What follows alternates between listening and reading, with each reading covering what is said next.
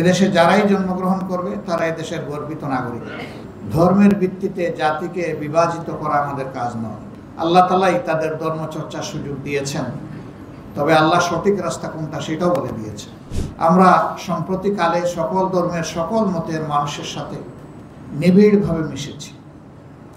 সবাইকে আমরা একটা বার্তা দেওয়ার চেষ্টা করেছি, ধর্মের ভিত্তিতে জাতিকে বিভাজিত করা আমাদের কাজ নয়।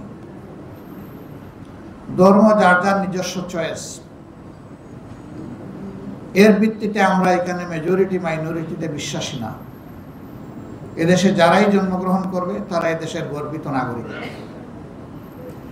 তারা তাদের নাগরিক অধিকার সকলের মতো ন্যায্যতার ভিত্তিতে অবশ্যই তারা ভোগ করবে।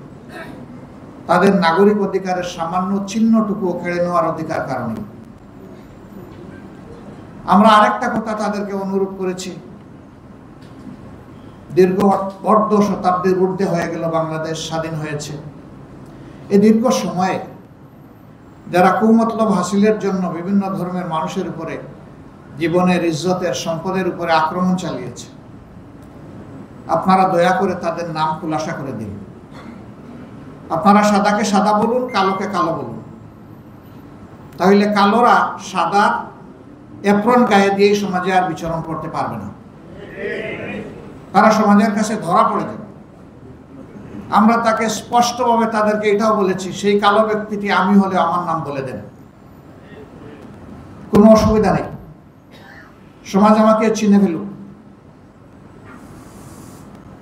আমরা প্রত্যাশা করব আগামীতে কোনো অন্যায়কে কেউ বরদাস্ত করবে না এবং কেউ আড়াল করার চেষ্টা করবে না। যদি বরদাস্ত করে, আড়াল করে, তাহলে এই দেশে সুস্থ সমাজ এবং সভ্যতা গড়ে ওঠার কোনো সম্ভাবনা নেই। এটা বারবার লঙ্ঘিত হবে, বারবার বাধাগ্রস্ত হবে এবং জাতি বারবার পথ হারাবে। একটা জাতি আর কতবার পথ হারাবে? কতবার আমাদেরকে উচ্চ মূল্যের রক্ত ঋণ পরিশোধ করতে হবে? সম্প্রতি আন্দোলনে কম বেশি হাজার খানেক যোদ্ধা অন্যায় সত্যের বিরুদ্ধে, বৈষম্য এবং স্বৈরতন্ত্রের বিরুদ্ধে লড়াই করে তারা দুনিয়া থেকে বিদায় নিয়েছেন। আমি তাদের প্রতি গভীর শ্রদ্ধা নিবেদন করছি। আল্লাহ তাআলার দরবারে তাদের ন্যায্য পাওনা আমি কামনা করছি এবং উত্তম পাওনা কামনা করছি। যারা আহত হয়েছেন তাদের সুস্থতা কামনা করি। আমাকে সংবাদ মাধ্যমের বন্ধুরা মাঝে মাঝে জিজ্ঞেস করেন, আপনাদের দলের কতজন শহীদ হয়েছে? আমি বলি, যারা রাস্তায় নেমেছিল তারা কেউ তাদের বুকে দলীয় লোগো টানিয়ে রাস্তায় নামেনি। তারা গভীর দেশপ্রেম এবং দায়িত্ববোধ দিয়ে রাস্তায় নেমেছে। অতএব এইখানে আমার আর তার বলে কোনো কথা নাই, সবাই আমার, সবাই আমাদের। এই বিভাজন আমরা চাই না। এরা কোনো দলের নাম অথবা যশ প্রতিষ্ঠা করার জন্য সেদিন লড়াই করেনি। তারা স্বৈরাচারের বিরুদ্ধে লড়াই করেছে।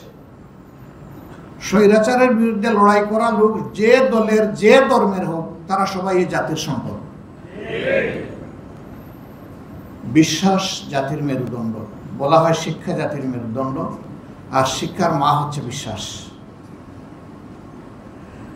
যার বিশ্বাস যেমন হবে, সেই ব্যক্তি বা জাতির কার্যকলাপ সেইভাবেই পরিচালিত হবে। বিশ্বাসের প্রকাশ হচ্ছে সংস্কৃতি। অতএব সংস্কৃতিকে বাদ দিয়ে বিশ্বাস নয়, বিশ্বাসকে বাদ দিয়ে সংস্কৃতিও নয়। যেই জাতি নিজস্ব কোনো বিশ্বাস নেই, সংস্কৃতি নেই, অন্যেরটা অনুসরণ করে চলে, এই জাতি সবসময় পিছনে পড়ে থাকে। কখনো অনুসরণকারী সামনে নেতৃত্ব দিতে পারে না। আর অন্যের সংস্কৃতিকে যারা অনুসরণ করে তারা কখনো আত্মমর্যাদাবোধ সম্পন্ন জাতি হতে পারে না। তারা হয় সংকীর্ণ এবং বিধ্বস্ত একটা জাতি। আমাদের ইতিহাস এমন নয়। আমাদের ইতিহাস খুবই সমৃদ্ধ। বিশ্বাসকে কেন্দ্র করেই আমাদের সংস্কৃতি, আর সংস্কৃতিকে কেন্দ্র করে আমাদের জীবনের সকল যাত্রা। বাংলাদেশ বিভিন্ন ধর্ম বর্ণের মানুষের আবাসভূমি।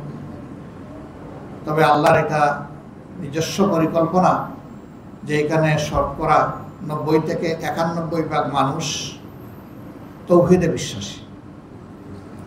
বাকি অন্যান্য ধর্মের যারা আছেন আমরা তাদেরকে তাদের জায়গায় সম্মান করি, এবং এই বিশ্বাসের কারণে বাংলাদেশ হচ্ছে ধর্মীয় সম্প্রীতির একটি বৈচিত্র্যময় লীলাভূমি। আলহামদুলিল্লাহ, আমরা বিগত আন্দোলনে দেখেছি মন্দিরগুলা, চার্চগুলা, পেগোডাগুলা পাহারা দিয়েছে মাদ্রাসার ছাত্ররা, পাহারা দিয়েছে ইসলামী দলের লোকেরা। এটা তো মাদ্রাসা ছাত্রদের নিজস্ব ধর্মীয় প্রতিষ্ঠান নয়, কিন্তু তারা এটা জানে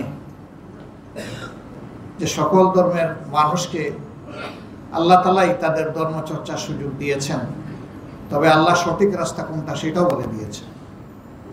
কারো উপর কোনো ধর্মের কোনো জোর জবরদস্তি চালানোর কোনো এখতিয়ার আল্লাহ কাউকে দেননি।